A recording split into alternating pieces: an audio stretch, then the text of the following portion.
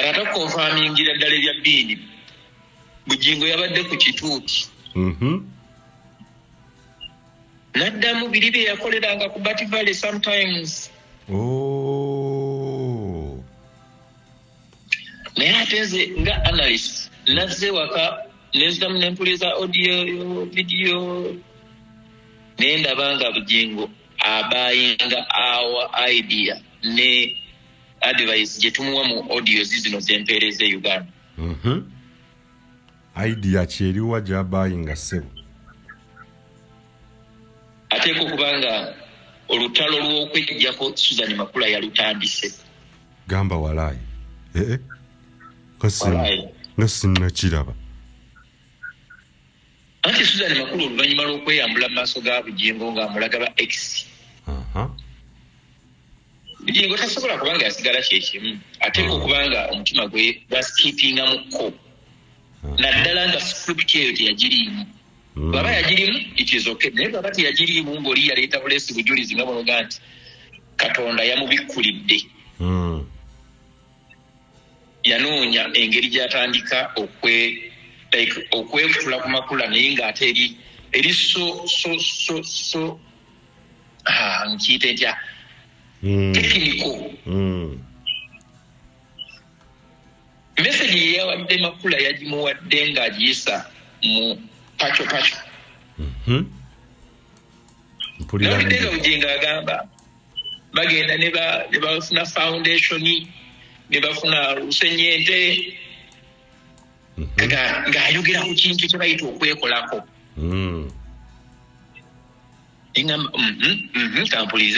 Kampulirize. Nagenza okulira message yonna gye yabadde asabise ng'oyinza okulooza nti egenda wa pacho nga yonna straight 100% egenda wa mukyala we Makula. Bannange ayogera omu amagamaga naye Susan wabanga talina makeup bamukuleetera oyinza omuntunulako nga nange wamala. Nga talina makeup ku face ne bamukuleetera ne baga nti yono eyagamba nti Bujjingo ajja kufa naye azi afa ne Bujjingo yoyo nga talinako makeup. Oyinza omulya nze simulya nze nga sisobola nti nedda kikyamu okubeera ng'olina omukazi mu maaso g'abantu ate ng'omukazi oyo tumutwalira mu kifaananyi ky'okubeera malaaya. Tasobola kuyimirira mu maaso g'abantu. Tasobola talina bw'ayinza kuzza mitima gy'abo abamenyese kubanga naye olwedde amenya omutima gw'omulala. Yes. You can't mend a broken heart when you are a heartbreaker. You can't. Kati Susan Makula agenda kuwa bantu kifaananyi ki abanoonya okubanga omusajja yamenya omutima. Lwaki? Yaleese omukazi omulala. Susan Makula ayinza atya okuzza omutima gw'omuntu oyo nga naye yennyini yamenya omutima gwa Teddy Naluswa Bujjingo. Obategera kyakugamba ngeri ki gyagenda okubuulira abantu ebazzeemu emitima ng'olwedde ayina be yajjamu emitima ye kennyini. Kuliko n'abaana. Njiri ki kubuulirira nabaki era seewuunyiza bwe nabadde nga nkola research yange ne mutuuka paka mu byenda nagenza okulaba nga teri kiriyo. Kikozi egundi wa Kyakigaalo ye founder wa Kyakigaalo. Ebiri mu ogweddemu ensa gendako ku mukutu gwa Kyakigaalo olabe okuva byatandika mu myaka gye byatandikiramu. Bw'osangayo video ng'eweza views 2,000 ntaddewo emitwalo 20. Egya dola eza Uganda. Mbadde njogera ne bannayuganda njogera Luganda. Bw'osangayo video eweza views 2,000 naye ate church gye twogererako oba gye yakolera mu project eyo erina abantu abasukka mu 2,000 buli Sunday. Church erina emikutu gy'ebyempuliziganya ekisukka mu 5 okwetoolola Uganda yonna balina social media handles naye bw'osangayo video ng'eweza abantu 2,000 andi ayogerera mu community gye twandirowoozezza ey'abavubuka esinga obunene mu Uganda yonna onoosangayo video eweza abantu 2,000 tujja kuteekayo emitwalo 20. Ekyo kitegeeza kikyo okukirambulwa kitegeeza ki? She is rejected. Asooka nzija bumenshoni buno butono nnyo mu bufunzi obw'ekitalo nga sinagenda ate mu programu ey'olwaleero aba Ebenezer Painters bakujukiza nti gwe yeetaaga a new look ey'ekizimbe kyo bizinesi yo saako na buli kimu kye weetaaga okubeera nga osikiriza abantu n'ekizimbe kyo oba nnyumba oba somero oba arcade oba mall ojja kubeera nga obeekwata Ebenezer Painters be basiizi ba langi nakinku mu ggwanga Uganda era basiŋŋaanibwa mu kibuga Kampala waneene. Namba z'omukulu Joseph ojja kubeera nga oyita kwezo kwennyini obawe emirimu egikwatagana ne interior designing saako n'okubeera nga bayoyoota ekizimbe kyo okutuukagana n'omutindo nga buli omu bw'akitunda akagama ddala kituufu. Nja kubeera nga nkola business nono tewetaaga abantu bagenda kubeera nga bakufera kusiigira kizimbe langi etakwatagana egenda okukuswaza nno. Ebenezer Painters bajja kubeera nga weekwata. Brand Property Services Uganda Limited bakutegeeza nti oba oli Bulaaya oba oli wano mu ggwanga Uganda osobola okufuna ekintu kyonna ekigwa mu real estate category ya oba weetaaga poloti mu ggwanga Uganda yakuzimbirako yakulimirako yakulundirako osobola okubeera nga ogifuna bulungi nnyo estates ez'enjawulo eziyoyoteddwa obulungi mu ggwanga Uganda ku nguudo ez'amaanyi oba main roads Gayaza Road, Hoima Road, Bombo Road, Entebbe Road n'enguudo ez'amaanyi mu ggwanga z'otegeera ate era nga bakugamba nti poloti ezaabwe zitandika kakadde kamu tojja kwekwasa nti ate tewasobola kufuna ttaka no ennyumba fully furnished weziri saako n'ennyumba eziwedde okuzimbibwa ng'oleeta bulesi bintu byo era okwetolola enguudo za Uganda ezitali zimu ezo nno zitandikira mu bukadde 3, 4, 5 n'okweyongerayo. Abaagala Entebbe Road plots kuva ku 5 millions n'okweyongerayo naye nga ate nenakawuka ofuna 25 kyapa kyo. Yes, akasemberayo ddala nja kubeera nga nkujukiza charity run eya of course Uganda enkya wamu ne Isaac One Case Foundation tukwataganidde wamu okubeera nga tutaasa omwana wa Uganda eyenkya. Uganda eyenkya no twagala abaana ngaso okufuna access to quality education according to self-sustaining or SDGs, yeah? Self-sustaining development goals or SDGs eza United Nations. Quality education is key. Naye bwe twatuuse ebugweri that is Busoga region tweyongedde okwennyamira ne tugamba no babeera nga abaana abamu ebibiina ebirina okubeera nga byawukana nti kiraasi zaawukanye twasanze abeeyo nga kiraasi emu ekijawula akakutiya okumanya eno P1, P2, P3, P4 ng'ebifaananyi bw'obiraba nga tukkirize tekisobola kubeerawo nga we have a voice, yeah? We have a following, we can do something. So tukkiriza nti learning materials, sanitary pads, ebitabo, maniras, 3D charts zisobola okuyamba abaana bano okubeera nga ba-accessinga quality education. So okubeera nga otituukirira kyonna ky'olina oba kikalu oba nsimbi tusobola okubeera nga tukwatagana tudelivalinga ebintu bino mwezi ogwa May. Yes, nga twagala kikola nga abaana baddayo ku masomero ebintu bino bedelivered at least nabo benyumirize mu ggwanga Uganda eyenkya. Abalungi abali ku mukutu ogwa Uganda eyenkya tubaaniriza nnyo wamu ne Aloysius, Matovu Media, Solomon Kawesa, Carlton Scovia, saako ne Isaac One Case. Mwebale kutugoberera okwetooloola ensi yonna, mwebale kutuubaka ne feedback, comments, likes, saako n'okugabana obubaka obwennyini bwe tuba tutaddeyo ku mikutu egyo gyonna. Emikutu gyonna nga bwe ngibamenyedde gya bannamawulire tusaako obubaka bwe tukkiriza bugenda kubeera nga butereeza eggwanga Uganda oba generations to come era nga buli w'ogusanga subscribinga obubaka bugabane ate era obusindike ewalala.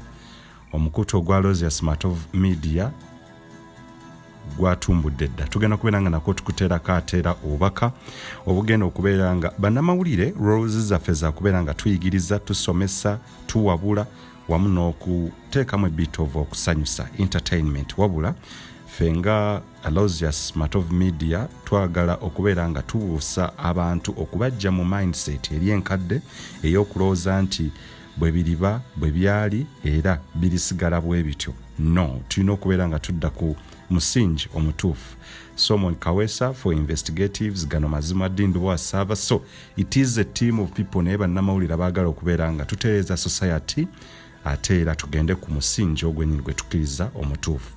So Aloysius Matovu Media gwe mukutu gweno subscribingako mupya agenda bawa exclusive analysis ate era gye tukkiriza egenda okuboogiwaza obwongo saako n'okubaawula ku ebyo ebikadde mbadde mumanyi era tukwataganira bulungi nnyo wamu ne omukutu ogwa Uganda ey'enkya. Kaakati nno tusimbudde mu yaleero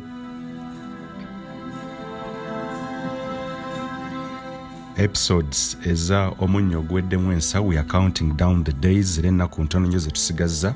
Tugenda kubeera nga tufeffetta buli kasonda ka bwino tukajjeyo katwegatteko katubeere kumpi. Twatandise dda okubeera nga tufeffetta ebikwata ku lupapula olwasikira obuseegu obuwemu saako n'okulumba n'okulwana entalo ez'eddiini oba ez'enzikiriza, propaganda, propagating lies, saako n'okulaba nga lulwanira omuntu omu entalo. Olupapula tululina. Episodes eza omunnyo ogweddemu ensa tugenda kulaga omunnyo ogwali gwesigika ogwali gukozesebwa mu maka amayitirivu ennyo nga bangi bagwesiga ddala kituufu gulimu ekirungo ng'ensangi zino abazadde babeera mu ddiro n'abaana baabwe balina okubeera nga omunnyo batumyayo omulala ensa guli tegukyalimu. Bwe baba batudde ku TV oba radio zaabwe olumu balina n'okumuting oba abaana babagobe nawo si kubanga omusumba akubawo eggambo avuma oba ayigiriza abaana obuseegu. Omunnyo oguweddemu ensa eza episodes zijja ku mukutu gwa Uganda ey'enkya ne Aloysius Matovu Media. The Three Faces of Bujjingo nazo episodes mukulu we yatandikira alina triangle ye ensondo oziraba era ziba 3. Kaakati ffe twazituumye face agendako katembadde ensuna kankirekere omukulu ajja kubeera nga naye mugenda kubeera muzifuna mu nnaku ntono nnyo. Twabasuubiza wiiki 2 kyadda kiziweddeko. Njagala ate okubanjulira omulamwa ogwaleero omukulu olutalo oba gye wandise the verbal attack, the verbal terror omukulu mulidde endowooza kye tuyinza okugamba. Pastor Aloysius Bujjingo omuntu eyali asuubirwa okubeeramu ensa n'okubeera nga yeegombesa abavubuka n'abantu bonna abagoberezi be kyaddaaki ekigenza okubeera nga kimusuula kyegasse ku bwenzi saako n'obutabuulirirwa. Ensonga ya Uncle Bean Pacho n'abo abamu abali ku bakozi be okubeera nga bamu exposinga basaasaanya saako n'okutuza oba okutula ebyama kyandibanga nakyo kimuleetedde akanyamberege. Wowulira binadda ku kituuti n'avuma mu Sunday service mu lunch hour n'avuma abaali abakozi be abaffe. Kino kirekawa muganda wange Simon Kagwanjala ayinza okubuuza where does this leave the opposition? Mwami Matovu mukwano gwo gwaleetera okola omulimu naye gwego mu Simon Kagwanjala ogw'okukyaza talk shows ane ekibuuzo kye where does this leave the opposition? Kanaye kakubuuze where does this leave Pastor Serwadda? What are you asking about, sir? Ekya Pastor Bujjingo okuvuma okudda ku kituuti n'akola atya where does it leave the born again faith?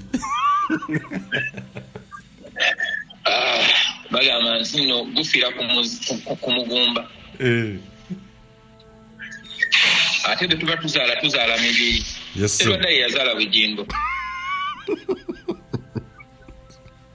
Era ndowooza musajja wattu oluusi abeera omanyiza ekisinga okumusanyusa ku basajja ba Katonda abo.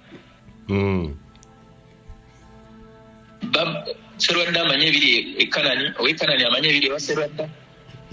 Bishop Kiganda amanye ebiri ewa Serwadda. Serwadda amanye ebiri ewa Kiganda. Kakande simanyi Kakande kuba simubeerangako kumpi. Yes. Naye beebega abasumba beebega oyinza okulowooza nti gavumenti egenda kuvaako enki beebega olwebega. Sokoleke buli omu bw'oyogeddeko balina media house naye nange nkitegeerako nti buli media house eyo erimu mbega ow'omusumba omulala. beebega oba lwaki nange simanyi. Eryo ne media house emu gye mmanyi ey'omusumba omu nga bw'ova ew'omusumba omu tebakukkiriza kubeera nga bakuwa mulimu bakulabanga amega. Ojja bizaayo. Naye tutandike puroguramu y'olwaleero ssebo oba olina kuyagala. Mbalamusiza bonna abawuliriza n'abatugoberera mbalamusiza nnyo. Ssebo omulamu leero oleese omulamu oguli fane naye sookoleke banetudde ku mulamwa gwa okugolola ensobi ekituuti kiveeko obwenzi ekituuti kiddemu ekitiibwa. Mwami Matovu linda kano katono kiki ekiri erugazi owa boda yagamba ki erugazi kiki? Kati ate katuyagala kusomera episodes zaffe zetuleeta zino. Ekyo Ssebo ako si katono kinene ekiri erugazi si katono. Ayishiwa nebbiini ng'akyogolako kwegamba n'okonfaminga owa boda bye yakugamba. Era nagambye Mukama Katonda weebale. Singa oboda oyo nsobola okumutracinga nandibadde muweerezayo n'amafuta ga mitwalo ng'etaano. Mbuho Mukama Katonda weebale. Anti bagamba ayogera omu amaga naye buli woyogera ekintu ne wabaawo akikonfaminga. Akeerugazi si katono mbatimanyi osobola otandika nako n'okajjawo. Kiri kinene Ssebo episode namba. Tugende mu yaleero. Ey'olwaleero naye gwe simanyi muntu yonna awa Bujjingo magezi bw'aba nga akkiriza omuwa amagezi. Tikyo olina okumwebaza. You give him credit. Simwebaza. Bw'aba abadde amuwa ssente alekeraawo musasula. Mbadde mmanyi. Olw'ensonga nti yeeyongedde kweswaza yeeyongedde kweweebuula yeeyongedde kwetyoboola yeeyongedde kwewemula ku byendaba. Nina akagundi ke nalabyawo omanyi okufe wano tulinga abali e Kampala buli kimu kitufuukako mu kaseera ate mu budde bwennyini kiba kyakagwawo nga kyakutuuseeko dda ku ssimu. Okimanyi nti ensonga ya bbiini ne paco Bujjingo agikutte mu ngeri ya kisaazi ekijja ya kisaazi naye ng'ate tebimulese kyekimu. Ayishuwa nze nga ndabanga omusajja omugumu agumye omusajja oyo nga tanyigirwa mu ttooka awangulwa oyo ngwe naawe okyanya oyo tawangulwa. Nakugamba nti ebya UCC obijjukira bye nakugamba. Naye nkugamba nti tumukubire mu ngalo oba twebaze Katonda olw'okuba nti nno fulufiga yavuddeko ku mpewo. Teyazzeeko. Ate teyazzeeko era waŋŋamba naye tujaganye empola. Kuba nze oli mumanyi okuwangulwa waakirya ggwamu n'abeera nga ensawo terimu yadde ekikumi. Nti naye nga zonna aziwaddeyo nga tawanguddwa. Oli tawangulwa naye wategeera kyemmanyi mu maaso ga Katonda. Mu maaso ga Katonda. Yes. Ffenna tuli bantu. Era ekiseera kijja kutuuka okuwangulwa kulabike mu lujjudde. Yes Ssebo. Ekya fulufiga kankiteeka ebbali si ye topiki y'olunaku olwaleero naye kibadde gamba ensonga ya bbiini ne paco n'abalala bakyajja agikutte mu ngeri ya kisaazi naye gy'eneemukomya. Okay. Kkiriza obagaana tajja kubanga akyali kyekimu. So bano gye bakoma okubeera nga bamu exposing yandibanga naye yeeyongera okukkirira. Kkiriza obagaana tali kyekimu oluvannyuma lwa bbiini okuvaayo n'ayogera bye yayogera ku Suzan Makula. Ate nga bbiini akyayogera yagamba talina kye yayogedde n'ekimu. Bw'agamba era nange we ndaba gundize alaga nti waliwo ebijja ate oba oliawo byeyinza okuba ebizibu ennyo naye already kyakoze kyonna Bini kugamba obulamu bwa Bini bwatulaze nti abantu bye balaga bannaabwe ebweru si bye babeera munda ekiso yes kati ate okukonfamingira ddala ebya Bini Bujjingo yabadde ku kituuti naddamu biri bye yakoleranga ku Bat Valley sometimes naye ate nze nga analyst nazze waka nezdamu nempuleza audio video naye ndaba nga Bujjingo abayinga our idea ne advice gye tumuwa mu audio zino zempeereza Uganda idea kyeriwa gy'abayinga ssebo ateeka okuba nga olutalo lw'okwejjako Susan Makula yalutandise gamba walaayi nga sinnakiraba anti Susan Makula oluvannyuma lw'okweyambula mu maaso ga Bujjingo ng'amulaga ba X Bujjingo tasobola kubanga yasigala kyekimu ateeka okuba nga omutima gwe gwasikiipingamukko naddala nga script eyo teyagiriimu bwaba yagirimu it is okay naye bwaba teyagiriimu ng'oli yaleeta buleesi bujulizi nga bunoga nti Katonda yamubikkulidde yanoonya engeri gy'atandika okwekutula ku Makula naye ng'ate eri so nkiyite ntya technical message ye yawadde Makula yagimuwadde ng'agiyisa mu pacho nawulidde nga Bujjingo agamba bagenda ne bafuna foundation ne bafuna lusenyente ng'ayogera ku kintu kye bayita okwekolako engamba kampulirize nagenza okulira message yonna gye yabadde asabise ng'oyinza okulooza nti egenda wa pacho nga yonna straight 100% egenda wa mukyala we Makula oba bawuliriza bubi manyi obeera bize n'obeera yagambye basooka ne bateekako foundation ne bateekako biki byataayogedde in other words nze nakifunzizza bwe nti yabadde avumirira kye bayita abakyala okwekolako abakyala okukola ki okwekolako kyeyabadde avumirira nabiwandiise nyina omuntu bwe nawandiise wano naye nga kyemmanyi ekimu kireetera omukyala okulabika obulungi mu maaso ga bbaawe akiyita kwekolako bannange ayogera omu amagamaga naye Susan bw'abanga talina makeup bamukuleetera oyinza omuntunulako muganda wange wamala nga talina makeup ku face ne bamukuleetera ne baga nti yono eyagamba nti Bujjingo ajja kufa naye azi afane Bujjingo yoyo nga talinako makeup oyinza omulya nze simulya nze nga nze sisobola ne watugamba oli maamawo naye ate nandisobodde ntya era kyembadde nzizaako nki ate nandisobodde ntya oli anzaala badde neewunyiza leero okwekubajje kyekimu ku byeyinza ogamba nti ebimponya nti anzaala oba okitegeeza naye ne wekyandibadde nga sokyo sandiridde nandifudde enjala Susan Makula atalina makeup tomusembera namusemberera tewagana namulaba alabikako gwe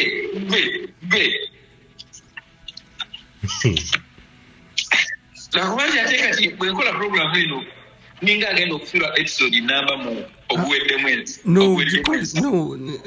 oba tolina tteeka lyomenye gikole eveewo nayo kikaveewo omukulu avuma abakulu tebamuvumye Pacho tannamuvuma Gunti tannamuvuma naye Bini tannamuvuma naye omuliro gwe yazzizza ate naffe tetujja kumuvuma kubanga tetwajja wano kuvuma abantu naffe tetujja goyinza okuba tewabiraga yagambye nti oli naagira yenna simanyi akabaababa avudde eri simanyi yeekubye make-up obubi obukuliko ebigambo by'ataayogeredde paco bannange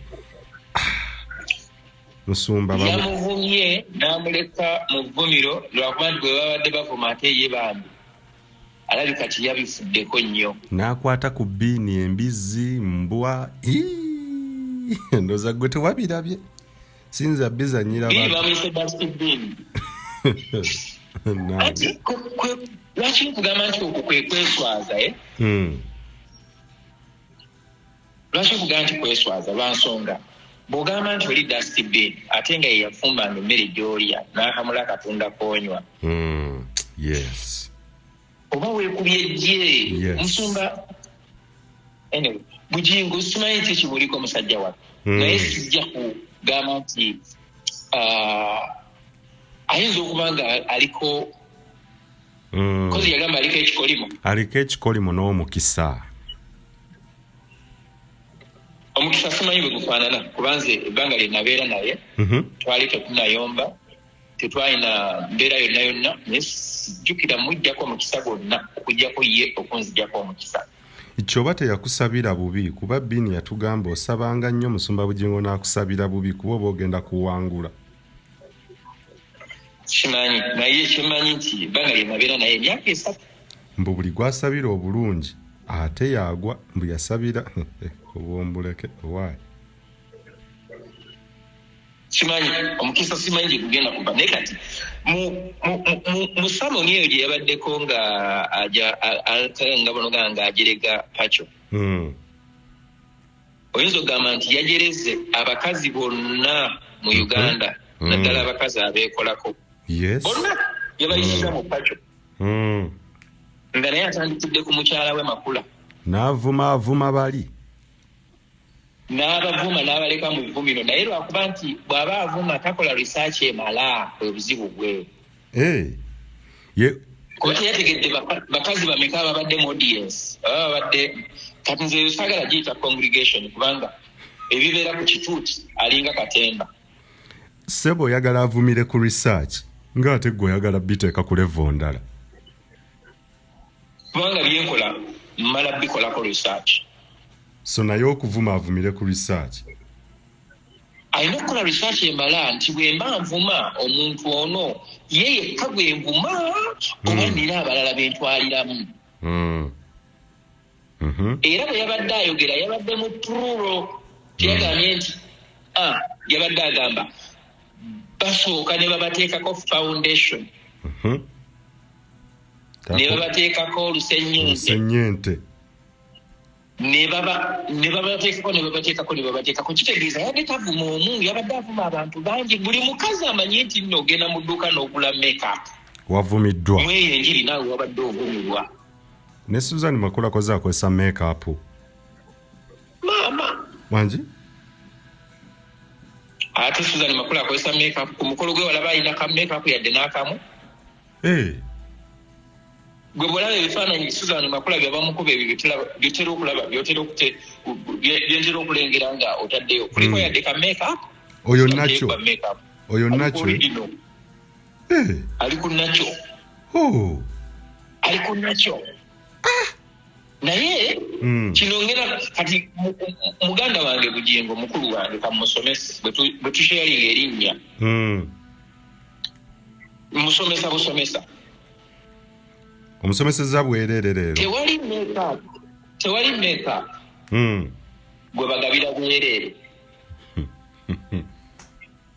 era abakazi beetaaga okuwa ekitiibwa beetaaga okuwa respect you're justifying I'm telling you abakyala abatwala obudde n'abeera mu mmira neyeekolako ne bw'aba akozeseza bukozesa ipenso n'agiteeka ku feesi ye asobole okuyita mu kkubo ng'alabika bulungi oyo bw'omusisinkananga muwe ekitiibwa muleke atambule agende kuba bagamba obulungi kwefaako kyekisooka omukulu yaluyise lusennyente ssebo oba lusennyente olusenyente ye bwabanga yakula kimanyi nti olusenyente baluteeka mu face ayina kati okuyiga akiyige ng'akijja ku Matovu Junior nti omukazi yenna eyeekolako oyina omuwa respect because n'okwekolako obwekozi it takes time. Nkuwulira teri mukyala anaaba maaso neesiiga ebizigo vaseline n'atambula butambuzi bwate n'agenda mu kikubo. Omukyala yenna atwalayo obudde n'adda mu Neera n'adda mu ndabirwamu neyetunula negamba kizibu olaba omukazi abeera n'ensawo ng'ensawo ntono naye ng'era mu nsawo entono mulimu akatono kati nga mu kasawo akatono mulimu akalabirwamu. Oluusi obulabirwamu obwo buba n'okwatika nga bwayatika naye nga it is a confident nti yemuwa confidence ona waabeera najjayo akalabirwamu ogenda okulaba nga ddamu yeetereza nolaba nga kalipsitiiki akaziizaako ogenda okulaba nga azze bujja lwaki alina okulabika obulungi buli kaseera era ng'alabikira bulungi mwami we oba alabikira bulungi abantu bagenda okuyitako mu kkubo. Omukazi akuwadde ekitiibwa omutunuleko nga naawe ddala ogamba nti Mukama Katonda bambi nga yamutonda bulungi. Nakozeyo ka research akatonotono ka foundation omanyi foundation ono mugana ne muddawo ne munyomerera abakazi naye so foundation ono bamuseera binono byengenda okuwa ngenda bikuwa mu sente za $, okakasa nti n'abakazi balina okuweebwa respect. Okimanyi nti no foundation waliyo foundation nga bamutunda $, za America 135. 135 kakireeta yange eriwa sinakalikireta kubanga ngenda kuwa bingi. 135 nkubiseemu 3 7 mitwala 49 5. Oyo bamuyita foundation. Tonna kuteekako kibayita makeup. Eyo gye twandiisenga nkyogere ntya kiti ya foundation. Si kiti, just ka foundation nga bono gamba akacupa. Kati njagala kuteeka Bujjingo mu kifo kye by'otamanyi tobyogerako. Ate nno oyo si asingedde kuba oyo gwe njogerako bamuyita channel Ssabo image paint. Kwegamba $135. Alinga atandikibwako.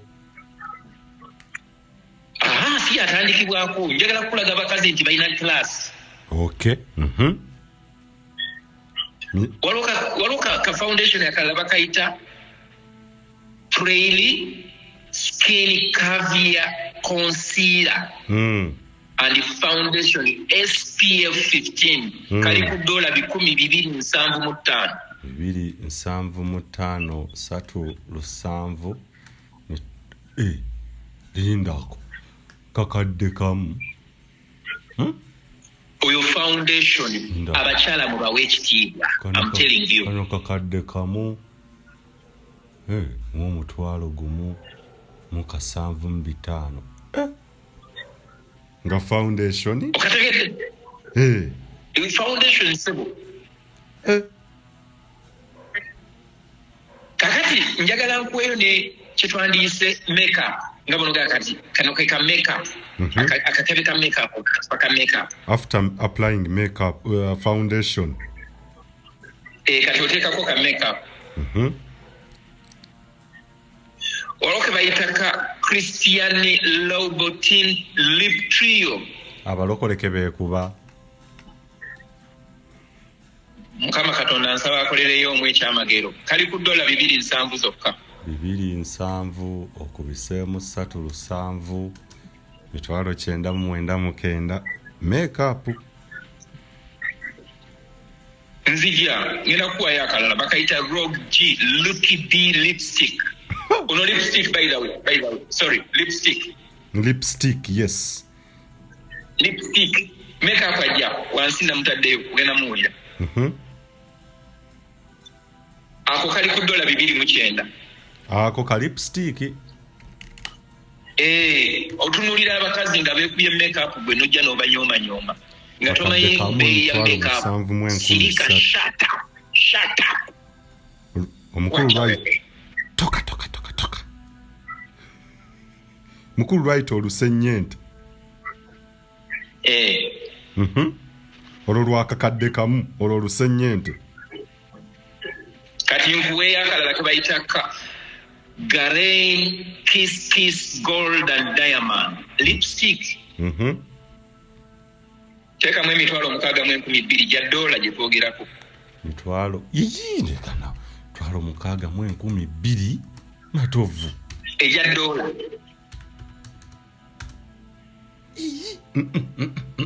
Eka $1,620. Oyo toteekamu.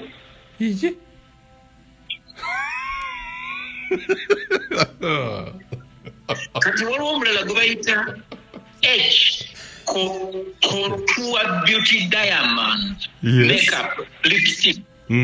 Ali ku miliyoni za dola 14. Muwa abakazi ekitiibwa. Eyo kyeka oyagala ate naawe kukisussa busussa nga makeup. Muwa abakazi ekitiibwa. Kiki yeekolerako kyapa. Kati njagala kugamba nti omuntu yenna ng'agenda okwekolako bw'oba tomanyi bbeeyi ya makeup gw'akozesa. Shut up. Oleko duyita olusennyente. Unless ofunye price ya makeup gw'akozesa, then you can conclude osobola okumwataakinga, osobola okumuvuma. Short of that, shut up. So for now, Aloysius Bujjingo should shut up. Don't talk about makeup, Ngoli, because you are embarrassing one person, but you are embarrassing the people in front of you, all of them. And remember, oyogerera mu bantu omuli abaana abato, oyogerera mu bantu omuli abakyala, oyogerera mu bantu omuli abasobola okuzaala, oyogerera mu bantu omuli beweegomba boyagala like okwegatta nabo, oyogerera mu bantu abali ku online botamanyi nabwe bafaanana, oyogerera mu bantu abalina classes ez'enjawulo. Respect that audience and give them what they deserve, not what you. So ekikuli ku mutima gwe ekikujjudde ku mutima. Ate ojjukira omukyala bwe yavaayo n'atugamba nti omwami we yamugulirako akaleega ak'obukadde obubiri. Oba kaleega lwaki ontwala mu episodes zange? Kati akaleega ak'obukadde obubiri tutuganye. Omanyi waliwo okwesoma n'ogenda ne weesoma ate n'oyita bwe wandibadde olina okukoma. Naye mwami Matovu ako kaleega kyalo. Owaayi ndowooza bbeere lya Makula ate nkugambye. Gwokyali mu makeup kanaakwata kuba obuleega. Nsaasira abakyala balina amabeere nga mulina okuleega. Kati nga gwe akulaga nti mukyala we alina akaleega ka $2,000,000. Kuba kati bw'aba alina akaleega ka $2,000,000 talina kubeera n'akaleega kamu, alina n'okubeera n'obuleega obusukka mu bumeka mu 7. Kuba buli lunaku tolina kudda mu kaleega kewabadde mu jjo. Ate obuleega tebatera kubwoza. Obukitegeera tebatera kubwoza. Bw'okooza kaggwamu ekyo ekikakola ki? Ekika kikinaza oba ekireega ebbere ne libeera nga lisigala nga gye liri waggulu eyo. Kati owanika kawanike wali empewo n'ekafuuwako. Kama Katonda. Naye Makula kama yatulekera ekisiraani. Kati olibadde tuli ku bintu birala nnyo. Sikuwadde ebbeeyi ya gundi ya makeup naye waliwo Christine Deer. Dola nga 245 osobola okuba nga ofunayo ka makeup mpola mpola. Olwo ke bayita channel dola 275. Kampuni eyo yatandika mu 1910 nga ne Bujjingo tannazaalibwa. Ekola channel. Ekola makeup. Ono owaddiyo oba ya Christine Dio yatandika mu 1946. Nagaye tetukola bintu bitaliiko research. kati omukulu alekerawo okuvoola abakola make-up kubanga ebyafaayo byabwe biwandiikiddwa even before his birth. Awe respect abakazi abakola ki abeteekako make-up. Ekyomukisa omulungi mu congregation oba mu bantu be babadde ayogereramu mulimu abantu nga balwaninga maduuka ga make-up. naye ate ekinyiiza nga bakuba engalo bwe baseakaanya bwe basanyuka haleluya n'ogamba byaki abadde bakuba engalo bagenda okujjukira nti bakubye engalo nga bali waka adde bakuba engalo babadde bakuba zaaki oba kiki abantu abamu babeera baloge munnaye naye nga bo tebamanyi no baba babapangise waliwo yaŋŋamba mbu abakuba engalo abo abamu bapangisibwa mukyaki babeeramu ate nga n'omusumba yeefudde okuba nti takimanyi nga bo ne bwaba temukuba engalo kasita oziwulira mu kuva ku koona eri koona ey'okubiri ensonda ey'okuna nga namwe mukuba ne bwaba era babateeka amabangabanga mu nsonda eri olina okukuba engalo nga z'amaanyi n'abandi bakubya naye kati nze engalo nziwulira nsobola n'ozibala ninga nti mpuliddemu engalo nga 5-4 awo n'omanya nti zino Uliriza audio eyo gye yabadde ayogereramu nga ali mu kujerega bapakyo ulirize engalo ojja zibala. Ojja kuzibala ojja kuba uzuliro zirimu engalo nga 6. Ebintu tebikyali nga bwe byali ebintu byakyuse. Omanyi katono nnyo kaningizeeko nnyo mu buweddemu ensa. Yes sebo. Awo. Omuntu ng'olina okuganja kwa Katonda. Buli kibakola kibeera mu favor yo. Yes. Bwe bakuvuma ebivume bwe baba bakuvumye bikwongera obuganzi. Yes. Bwe bakuwaana empaana gye baba bakuwaanyeemu ekwongera obuganzi. Yes. W'opimira okuba nti ekisa n'okuganja kwa Katonda bikuvuddeko wadde ng'oba olowooza nti no okyabirina. Yes. Buli we bavaayo ne bayogera ku neeyisaayo abantu baba balaba ebituli ebyo ebiba bikubiddwamu era nga bagamba muli batuufu ekyokulabirako bwe tukola audios zino ne tuziteeka ku mukutu. Yes. Nekugamba nti kikyamu omusumba oba ali mu kifaananyi ky'omusumba okuvaayo najja avumirira abakazi abeekolako n'owulira nga bali mu komenti bagamba Matovu wayogedde bulungi ekintu ekyo kyabadde kikyamu. Oba n'owulirayo agamba nti mwebale kutwogerera ku nsonga eyo. Kiba ekimu ku bikulaga nti okuganja kwa Katonda kwakuvaako dda. Yes. Kasita abantu batandika okulaba ensobi ezo. Yes. Ebimu ku biri mu munnyo oguweddemu ensa byebyo. Yes. Nti woolabira nti omuntu avuddeko ekisa kya Katonda oba okuganja kwa Katonda buli lwe ba criticizinga byakola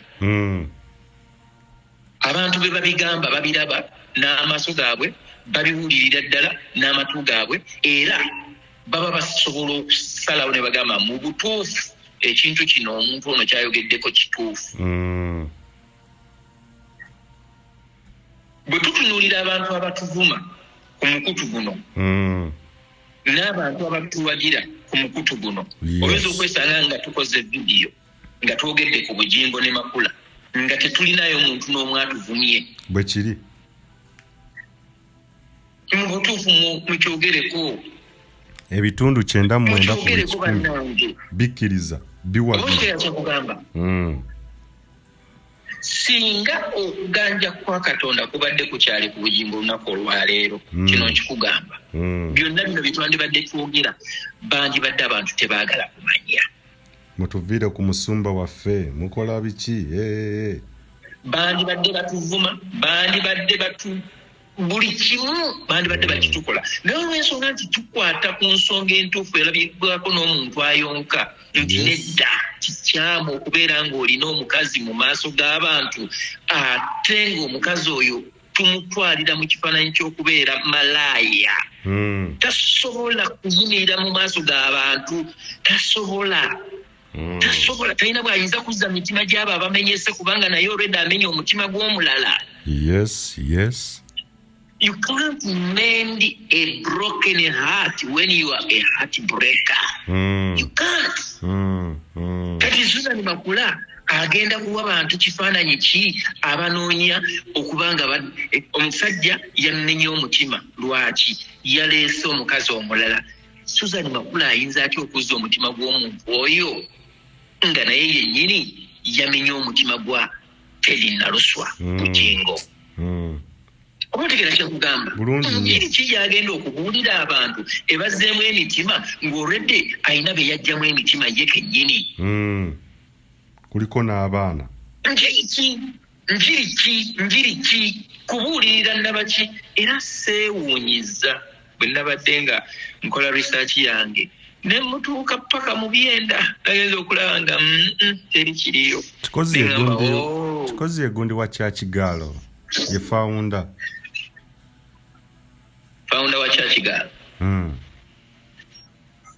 Ebiri mu ogweddemu ensa gendako ku mukutu gwa Kyakigaalo olabe okuva byatandika mu myaka gye byatandikiramu.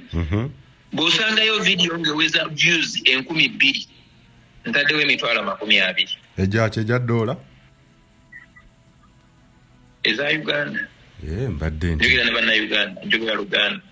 Bw'osangayo vidiyo eweza views 2,000 naye ng'ate kyaki gye twogererako oba gye yakoleramu pulojekiti eyo erina abantu abasukka mu 2,000 buli Sande. Church erina emikutu gy'ebyempuliziganya egisukka mu 5 okwetoolola Uganda yonna. Balina social media handles. Naye bw'osangayo vidiyo ng'eweza abantu 2,000 andi ayogerera mu community gye twandirowoozeza ey'abavubuka esinga obunene mu Uganda yonna. Bw'onoosangayo vidiyo eweza abantu 2,000 tujja kuteekawo emitwalo 20. Ekyo kitegeeza kikyo okukirambulwa kitegeeza ki? She is rejected. Okay. Paka nga Bujjingo afunye amagezi kyogamba talina agijjako omukazi oyo nga bwe yatandise oba yamutandikidde mu make-up olwajjirira. Era kati ndowooza bwe bazeera kalamugaha dadi naye olowooza nange tewankubiddemu. Solema nti ndowooza ng'awajjayo akakadde ng'akamu genda ogula make-up gw'oyagala. Si bukadde butaana akaleega kuzanira ku buntu bw'abantu. You can't come and tosobola kuvaayo n'ovuma bakazi. That is another insult Bujjingo gy'akoze. Bw'aba alowooza yadde avuma Pacho yabadde avuma bakazi. Buli mukazi eyeekolako kuviira ddala ku speaker wa parliament. Kuba ndishuwa nti ekimu ku bintu byasinga okwagala speaker nga tannaba kuva waka alina okutunulako mu ndabirwamu. How do I look? How am I gonna appear before the people? I'm gonna be on TV. How am I gonna look? She must be wearing the most expensive lipstick. Yes. She must be wearing the most expensive as in foundation. Yes. She must be having the best makeup artist. You can't imagine how many people abasobola okuluzinga emirimu singa abakazi bagaana okuddamu ogenda mu makeup. Okimanyi waliwo abawala nga balya ku makeup olwaleero. Essebo essebo ne koosi gyeri. You talk about makeup making up nga waliwo amasomero. Okimanyi cosmetology. It's a full course. Then you come and you abuse a course, you abuse the tutors, you abuse the students, you abuse the business people. Did you think about that, by the way? Oba tukunga abasomi ba makeup cosmetology abamukozesa tubakole ki tujje ku luguudo twekalakaasi yaweebudde abakyala baffe. Olaba oti ate engeri gye singi ebimu ebyo temubisobola. Kuba ekintu ekyo nkiwulira kati ate kinene nnyo twandi balekkyala ba cosmetology. Nze bwe mba nkola analysis business za makeup njagala okulaga ekintu kye yakoze Bujjingo ayinza okulowooza nti yabadde avuma Pacho. Yeye yennyini yeevumiddemu kuba naye baamukola make-up. Ani yamukola make-up? Ng'agenda ku mukolo gwe. Naye gwe ebifaananyi obiraba otya? Obiraba otya ebifaananyi? Omanyi oyo si ye Bujjingo oye Bujjingo. Kati ye Bujjingo omutuufu avaayo n'avuma naye ate n'adda ebbali ate n'akola kyabadde avuma. Nange. Oba otegeera? Yes, naye ng'ekintu kye yakoze kikyamu nnyo because it employs many people. Abaana abakola make-up, buli TV kuliko make-up artists. Kati nno bw'atadde kuggwa ne ku Soloti kwennyini kuliko make-up artist. By the way.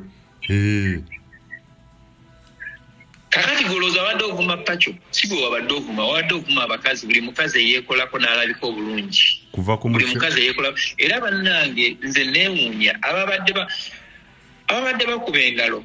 Abo twabategedde dda. Mbasaasira kuba omukazi neeyabadde neeyabadde yeekozeeko ng'agenze ku kyaki naye yakubye engalo naye bambi tamanyi lwaki yakubye engalo olw'ensonga yabadde amulinaanye yabadde akuba ate ng'amutunuulidde nga talina kyakukola naye nga naye yabaddeko ne make-up. Anti bakugamba nga yakugamba kati yabadde agamba Pacho naye ng'ate bagamba bangi okusinga ku Pacho. Neyeekuba ne wayita kamite we ali wali ananye mu ka make-up ke. Yagenza okukomekkereza ng'atomedde.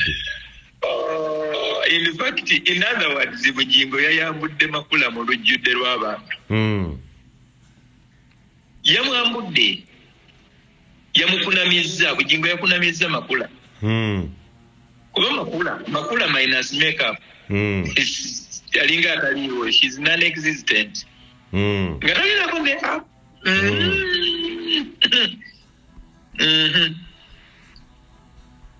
Kwegamba yakubye ekintu ky'ataategedde ky'atakozeeko lisaaki. Okuganja kwa Katonda bwe kukuvaako ebyo byebiddirira. Omanyi waliwo kibayita okukuraminga ekintu. Yes. Amafuta tugagulawa. Amafuta agaliwa. Amafuta getala tugagulawa. Tugayita ku petrol stations. Awuzeemu ng'ow'ekibuga amafuta tugagula ku Shell. Tugagula ku Shell Ssabo. Eryemu yokka. Era ne Colgate wadde eridenti asigala Colgate. Ondeere kyegamba. Nkutegeera bulungi. Mu mafuta tugagula ku Shell. Abantu gye batandikira okukitegeerera era gye bakuraminga. Kati ye yennyini naye yennyini yeekuraminga n'amanya nti amafuta tugagulawa? Ku Shell. Naye nga kati tulina Savex, tulina Shell, tulina Total, tulina simanya Moil, tulina City Oil, naye amafuta tuganywawa? Ku Shell. Kubanga abantu kye bamanyi Shell gye bamanyi ng'etunda amafuta ne bw'obanga ogenda ku Caltex oga amafuta njaganya wali ku Shell. Kyera eddagala ly'amanyi Colgate. Bulungi nnyo. Ne bw'ogenda ku dduuka omwana ne bamuwa kilozaaku era jakugamba mami Colgate mulesi linga alese kilozaaku kubanga erinnya eryakwata mu bwongo bwaffe Colgate. Kati ne Bujjingo eyali abuulira enjiri ng'ali ewa Sserwadda akyetwala okuba nti yabuulira enjiri ng'ali ku Bat Valley era yabuulira enjiri ng'ali wa Canada. The three faces of Bujjingo. Awo nawo mbasuniddeko. Kati tugende ku mukulu owa make-up noza tukimaze. Engeri yakuttemu Biini okyanyi nti bamuyisa embizzi, mbwa, yali isanga embizzi, n'olaba embizzi, wave no ng'osiiwuuse.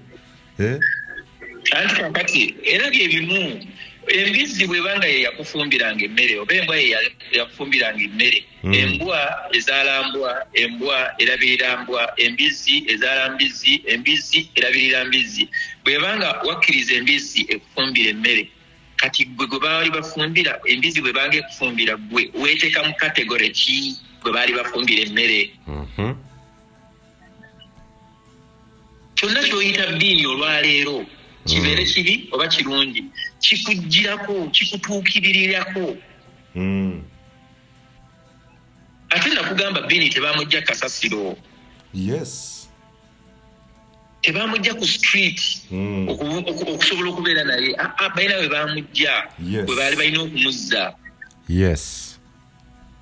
in fact nze singa mbadde nsobola nandisabye bbiini atubuulire ssente wadde nga tulina bye tutasobola kusasula ffe tusobola okwekuŋŋaanya netumanya musajja wattu abanja ekitanda kye kyali kya ssente meka kimitwalo 8 abanja tv ye yayogera nawulidde ayogera tv oba yali ya mitwalo 5 mu emeka netumanya bajeti ye ya ssente meka nti miliyoni 3 nti ye tumugamba bini omanyi ebintu byo kati bikuŋŋaanye kubanga ye omusumba alabika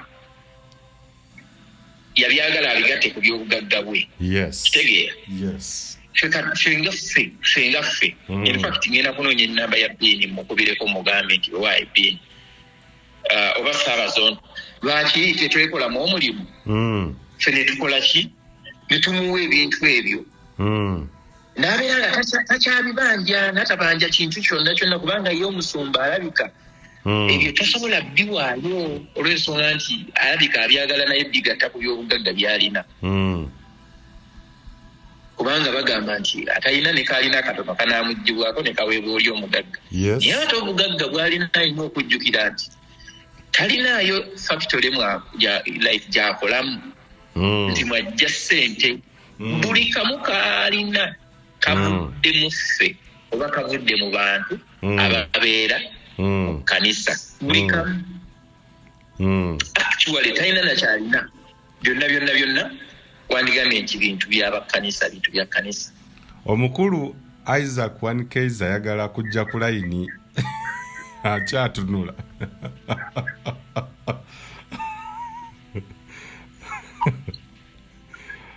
Isaac ayagala kujja ku layini nga ndi ku layini. Ayagala kujja ku layini nga mbu tumukubako Bujjingo mulwaki tumusomesaako Bujjingo ye Isaac wannange balo munoonya wano omwana ono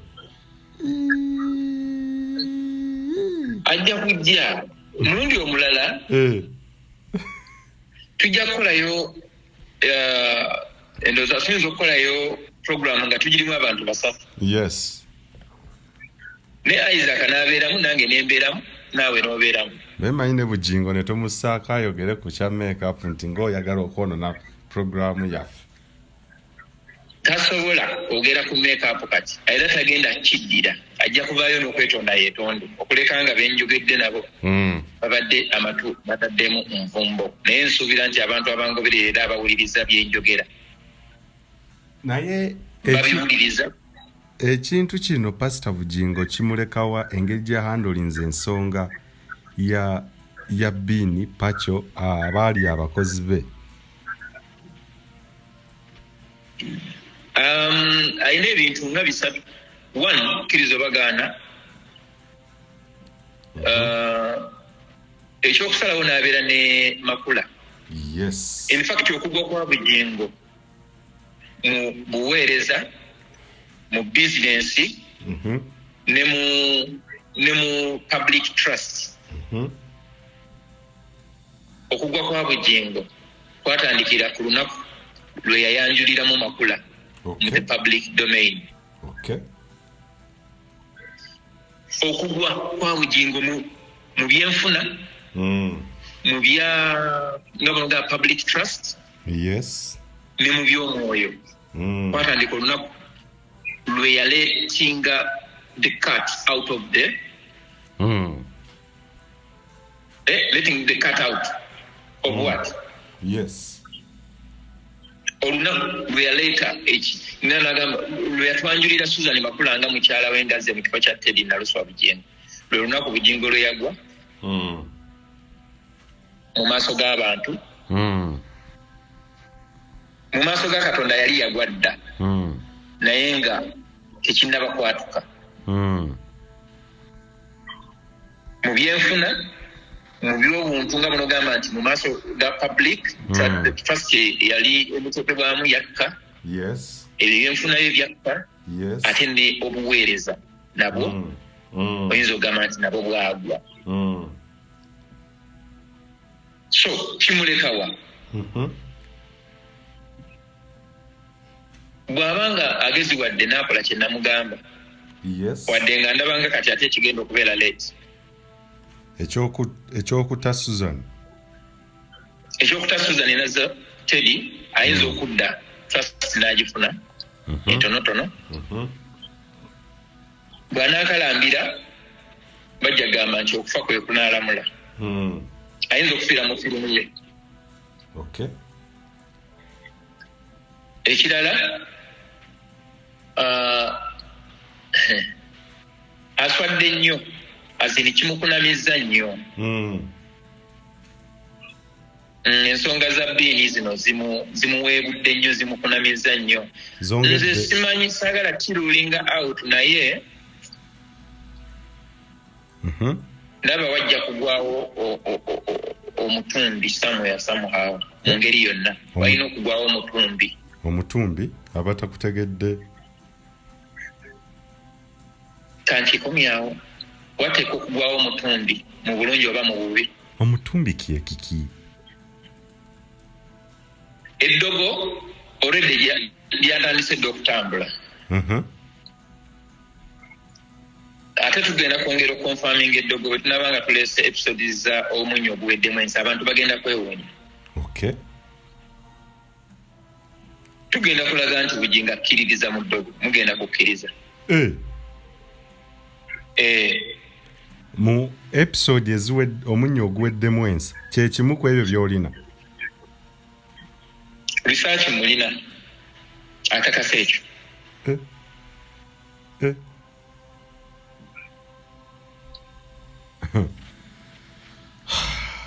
kati lwaki programu y'olwaleero tugikomya wano nenzirayo ate nenoonyereza ebinajja mu research muganda wange nyina kyesoogeddeko ku kya makeup buli kimu okikoze naye maama yabumye abantu bonna bakozesa makeup ng'ayita mu paco naye ng'ate gwe yasoose ye mukyala we oba gwayita mukyala we muyita malaaya ye kubanga talinawo posti ndala yonnaawo talinawo tayito ndala yonna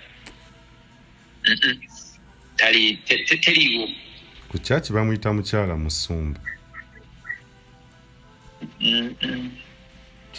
ab'okukyaki basaasire nabo bambi bali kye babagamba kye bakola kati omusumba afukamidde gwolabanga omusumba enkuba emukubira mu gundi avudde eri ali wano mu bigundi mu tosi kati gwenga enkuba ekuyitamu ng'onoonya woneggama kuba bw'obeera mu tenti enkuba esobola okuyitamu mu bigere ng'awo ovaawo ng'oyagala okunoonya wali olubalaza ng'ate ye ali wali enkuba enkuba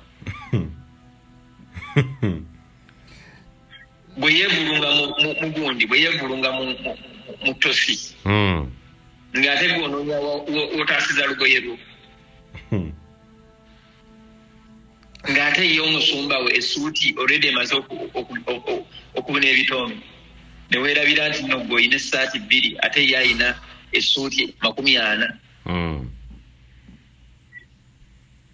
ne weerabira nti nno gwe ozze n'omutwalo ogumuwe ate ye talina kyakuddiza gwe atalina akatono koze nako ate nako akakujjako akakukuŋŋaanyamu n'akakukuŋŋaanya ne kumulala ye naaweza miliyoni 5 naaweza miliyoni 8 mwenna ne muddayo nga bwe mwazze kuliko okusanyukamukko nga abakoleddemu awo ebyakkojja naye kirungi abazanyira katemba ate basasula era waŋŋamba emabegako nti katemba yagwa ali lugogo wokka kaakati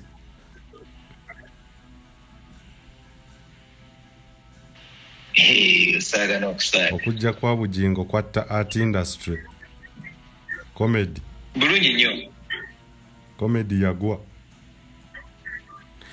kankuleko ogende owummule ssebo. Naye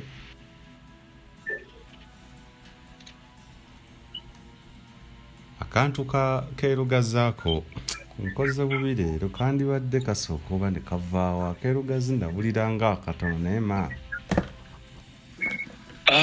Katu ako kanene nno. Wa booda yakakuwa okalemedde katukalinde mu episode why?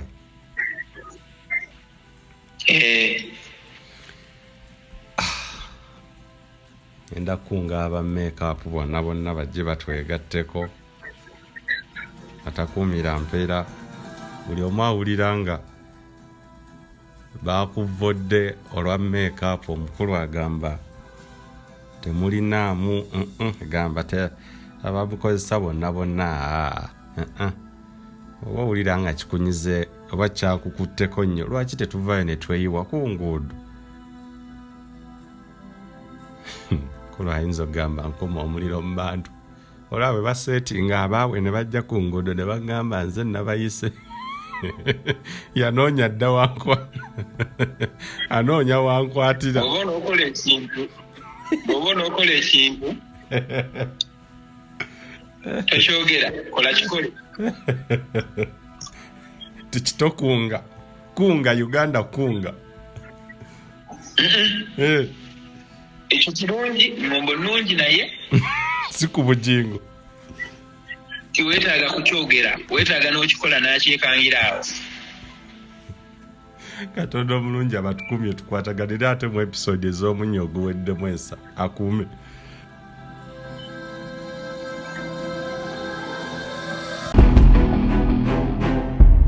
Uganda y'enkya.